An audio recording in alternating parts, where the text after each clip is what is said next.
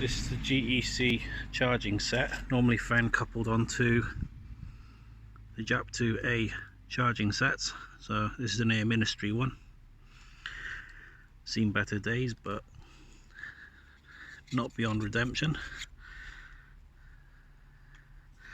Let's have a look at the badge work.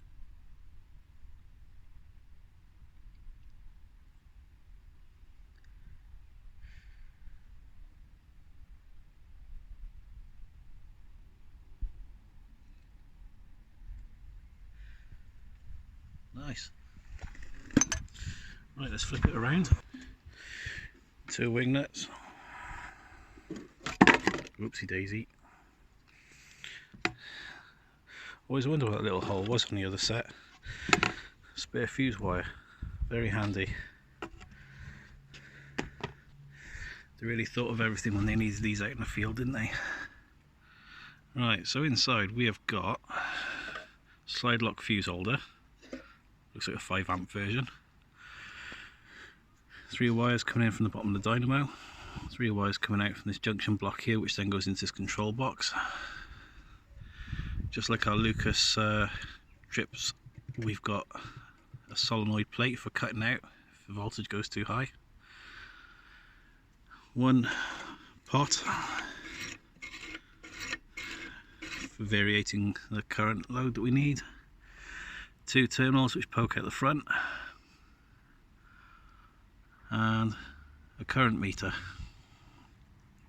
So this one here, which I'm guessing is our live, comes up into the junction block there.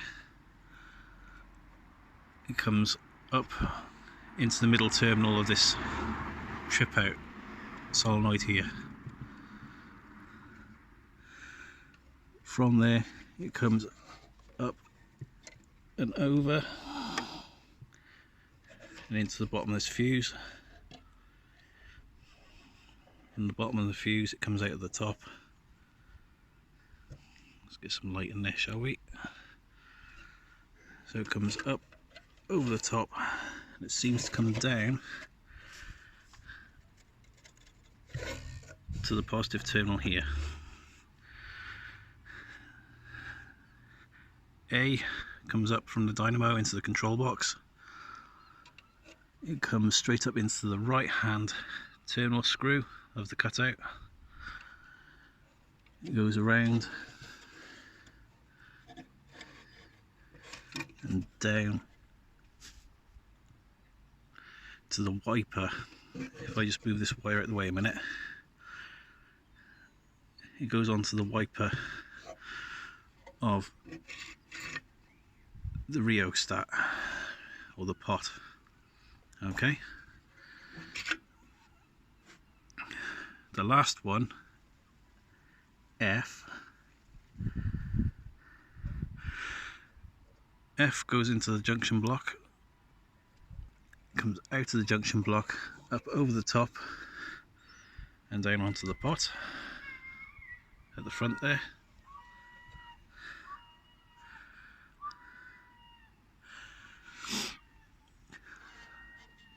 The right hand terminal of this cutout, the right hand terminal comes up round here and up onto that part of the current gauge or the amp meter. The other side of the amp meter comes down and goes onto the negative.